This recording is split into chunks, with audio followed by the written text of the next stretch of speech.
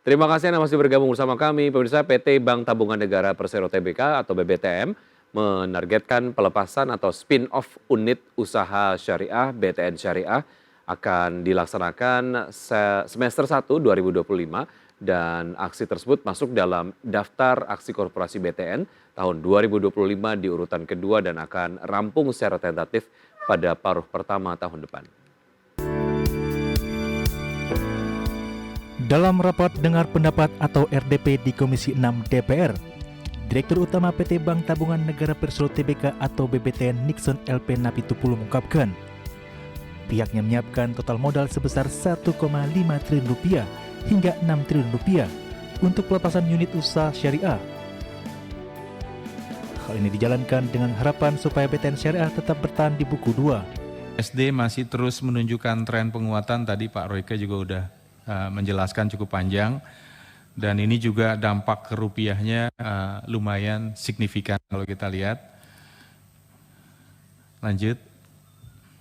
Saat ini perbankan Indonesia menghadapi pengetatan, ya ini walaupun saya tadi pakai istilah likuiditas mahal, yang berdampak kepada kenaikan cost of fund. Ya, jadi cost of fund sudah terlihat naik tajam, dan biasanya nggak tahu kenapa menjelang tanggal-tanggal laporan perebutan DPK itu lebih ketat lagi gitu. Jadi situasi ini juga yang mendorong cost of fund tuh jadi tidak semakin menurun tapi semakin tinggi.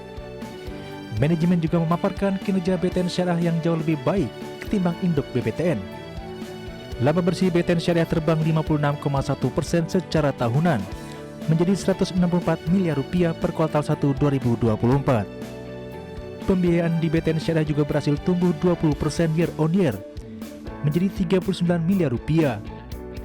Hal ini disertai dengan kualitas pembiayaan yang membaik menjadi 2,8% per Maret 2024 atau lebih baik dibanding BTN.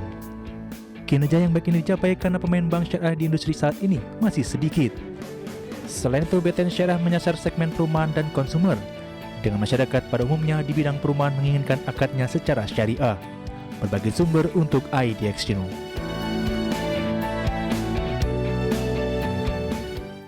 Dan kini kita akan simak agenda ekonomi di hari ini. Pemirsa, di Amerika Serikat ada testimoni Chairman The Fed, Jerome Powell. Dari Uni Eropa ada rapat Eurogroup, dan dari Inggris ada pantauan penjualan retail, dan juga di Jepang ada uang beredar, dan juga di Taiwan ada data soal neraca perdagangan Taiwan, dan di Indonesia ada data soal penjualan retail.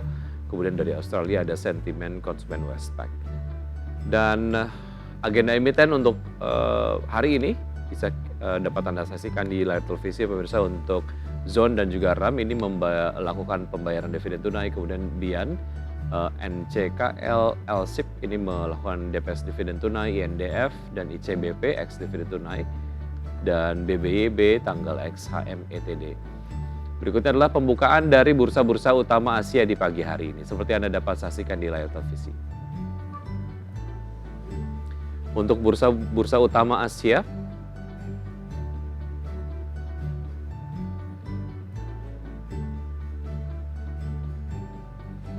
baik untuk Nikkei 225 dibuka menguat 0,79% di level 41.101. Kemudian STI Singapura menguat 0,47% di level 3.420. Kospi Korea dibuka menguat 0,03% di level 2.858 dan Hang Seng Hong Kong melemah 0,16%.